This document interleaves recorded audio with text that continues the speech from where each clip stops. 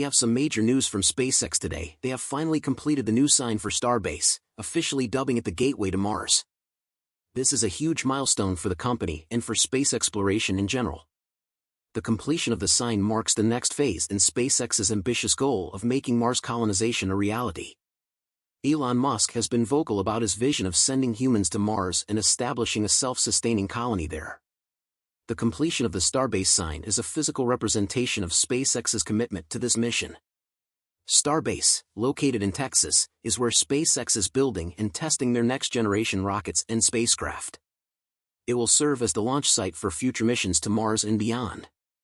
With the completion of the Gateway to Mars sign, SpaceX is signaling to the world that they are making significant progress towards their goal. It's an exciting time for space enthusiasts and anyone who dreams of a future where humans are an interplanetary species. Of course, all of us hope that the same scenario will not happen in real life for any astronaut in the future. But if that occurs, at least that astronaut will be luckier than Mark, because at that time, Elon Musk successfully developed the Starship rocket used to transport people to Mars at extremely fast speeds. Starship is currently under construction, but with the leaps it has made during IFT2, we strongly believe that the day the rocket reaches Mars will be not too far away. As if to celebrate this event, SpaceX recently caused a stir with a new update on Starbase, containing interesting facts. Discuss everything about this. Let's jump straight into today's episode. Hello everyone, welcome back to another episode of my channel.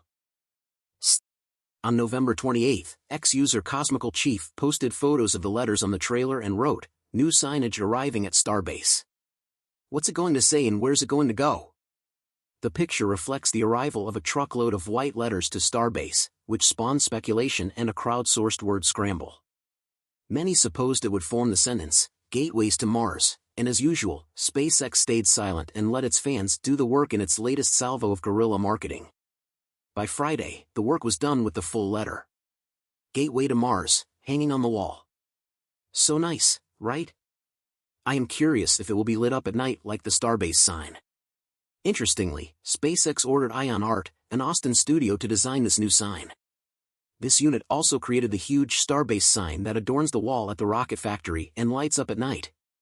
We find it incredibly cool that the vintage technology of neon signs with its nostalgic glow is playing an integral part in the futuristic technology of rocket launching. Ion Art said in a statement, "This collaboration is not just about creating a sign, it's about bridging eras, connecting the past and the future in a visually stunning way.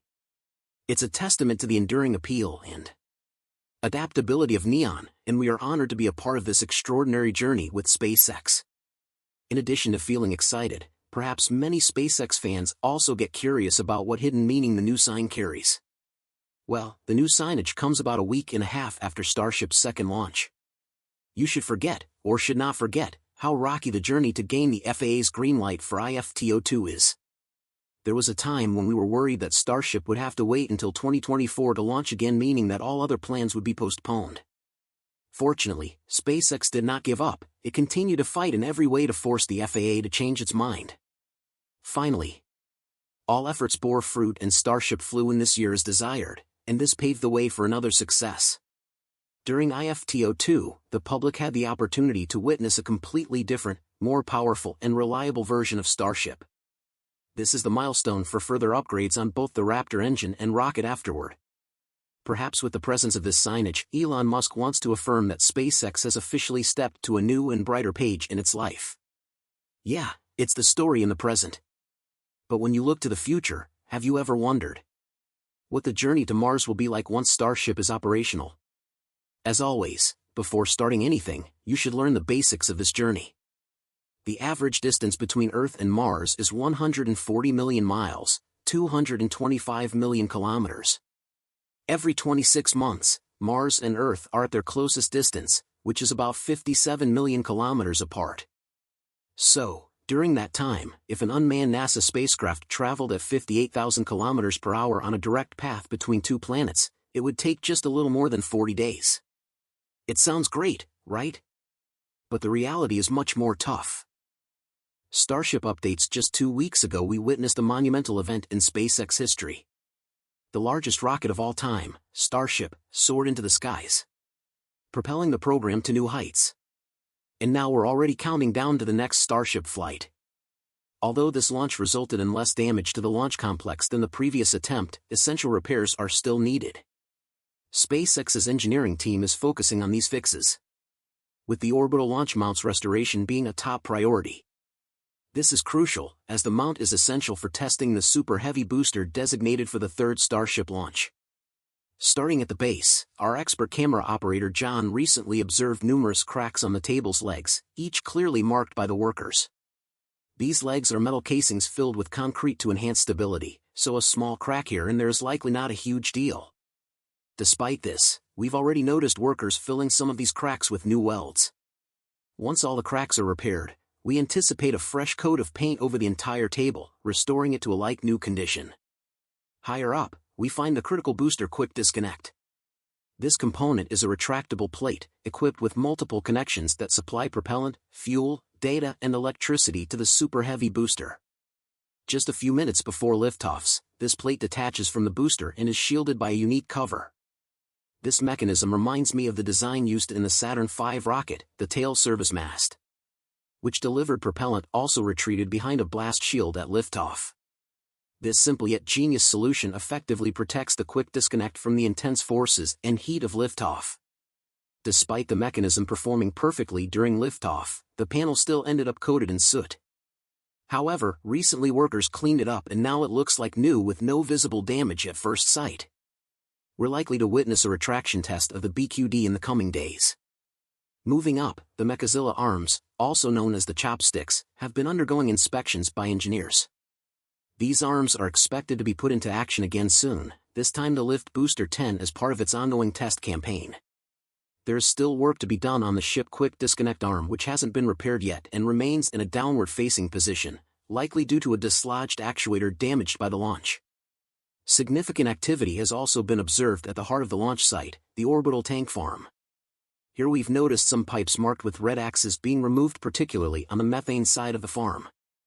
This could be a part of the ongoing modernization work which began a few months ago by installing additional subcoolers and new pumps for both liquid oxygen and methane. These upgrades are expected to significantly reduce the time required to fully fuel the Starship's stack. Currently it takes about 90 minutes, but this time might be cut in half in the future. The replacement of all pipes and the arrival of new ones could also tie into another exciting development. Remember the mysterious tank pedestals we've been speculating about for months? On November 27th, the first tank destined for these pedestals made a surprise entrance into Starbase. Surprise! It was definitely an unexpected delivery, having gone unnoticed until it was practically at the launch complex. Carried on a massive 26-axle SPM transporter, the tank was swiftly placed onto the pedestals closest to the existing tanks on the same day. SpaceX isn't messing around, the pace is as quick as ever. In less than a day following the arrival of the first cryogenic tank, a second one was delivered and swiftly positioned. And work didn't slow down there. Merely 3 hours after the installation of the second, a third one arrived at the gate of the launch complex. The exact purpose remains unclear, as they have yet to be definitive indicators. However, it is possible that they could be used for liquid oxygen storage, given how much volume the current tank farm uses just for that. This move might suggest a transition from the currently used vertical tanks, which have sustained considerable wear and tear through just 2 launches. While they can be repaired, the shells will eventually need replacing, and we haven't seen any sign of SpaceX preparing to restart their production. One concern with these new tanks being designated for oxygen storage is their proximity to the methane tanks. In the event of a catastrophic failure where both are ruptured, let's say during a failed ship catch attempt, the consequences could be disastrous. In space, there are various factors impacting your journey, such as the wrath of the solar system and the weight of life-sustaining resources. Thus, the journey to Mars will take longer, about 6 months. To fully understand, listen to SpaceX CEO's explanation. When you want to go to Mars, you basically accelerate on the same path of Earth going around the Sun, and you time it such that your acceleration gives you an elliptical orbit around the Sun, where the tip of the ellipse intersects with Mars. So, Mars is going around you, and you just time it to coincide with the tip of your ellipse being Mars. And that turns out to be about a 6-month journey. Well, what do you think about 6 months living in a rocket floating in space? I firmly believe that you will not be alone, because accompanying you on this journey, there will be up to 100, even 200 other people. That sounds good, like this is the right time to make friends or even build a romantic relationship. It's as simple as living in another city that provides you with all your daily necessities, such as food, bathroom, gym, bedroom, etc. Okay? I hope you have enough information about our upcoming journey, so fasten your seatbelt, and we will start now. Assume the rocket liftoff was perfect, and everything is going according to plan. Now, the Starship is in LEO and prepares to dock at a fuel depot. When the two starships are docked or connected, the propellant will then be transferred from the refueling vessel to the target spacecraft. This is called the modified side-to-side fueling method as opposed to the previous end-to-end or colloquially coined butt-to-butt fueling. Once the vehicle is fully fueled in a low Earth orbit, the next step is to refire the engines to escape the Earth's sphere of influence. The point is that the burn has to occur at the right time in the orbit to propel us into the same direction the Earth is orbiting the Sun. To achieve Earth's escape velocity from LEO, the burn requires a delta V of 3.2 kilometers per second. For those who do not know, delta V depicts how much energy is required to get from one location to another. 3.2 is not enough to get to Mars, of course. For that reason, a small boost beyond escape velocity is added, meaning Starship will take 3.6 kilometers per second to go from LEO to get on a trajectory toward Mars. On arrival, another 6 kilometers per second will be needed to capture into orbit, lower the orbit, and land softly on the surface. In total, 9.6 kilometers per second is the energy level for a Starship to travel from LEO to Mars while to the Moon.